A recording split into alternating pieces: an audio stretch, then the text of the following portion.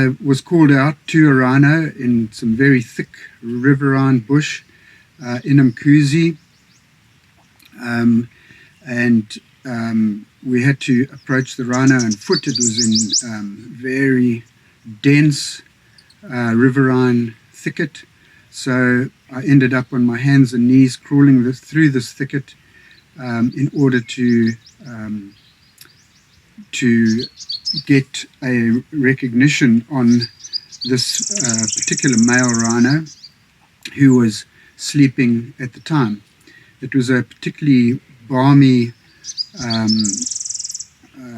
October morning.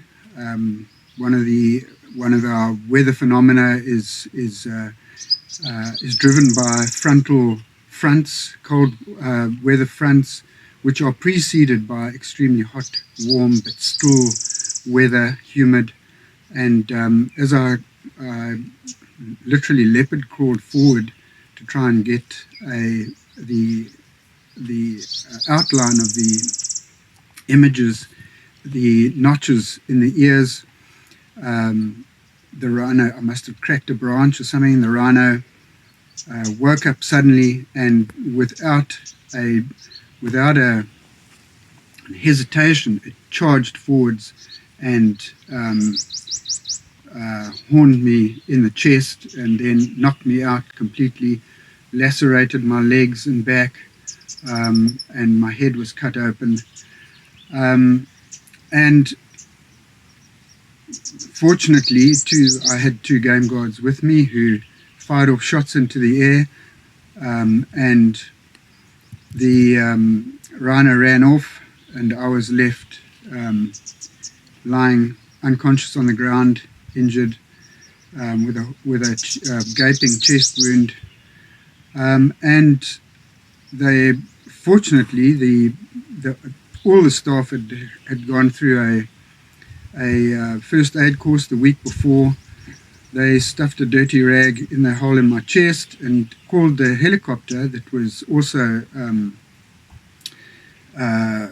looking for rhino during this operation. And so the helicopter was called in. It landed about a kilometer off because the vegetation was very thick, and that's the only landing spot they could find.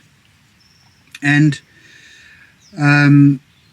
we had to then regain consciousness between the game guards and myself. We had to walk, my arms draped over the game guards, walk to about a kilometer or so to the helicopter. Got in the helicopter, and my good friend Vera van Heerden, who was the contract helicopter pilot at the time, flew me across to Umkuzi airstrip, where I met my local doctor, Rudolf Schramm, and we then flew in a light aircraft down to Empangeni, where I was operated on and recovered a week or so later. So these kinds of incidents happen, I wouldn't say frequently, but just shows you, demonstrates the kind of risks that all field personnel, and particularly the monitors who are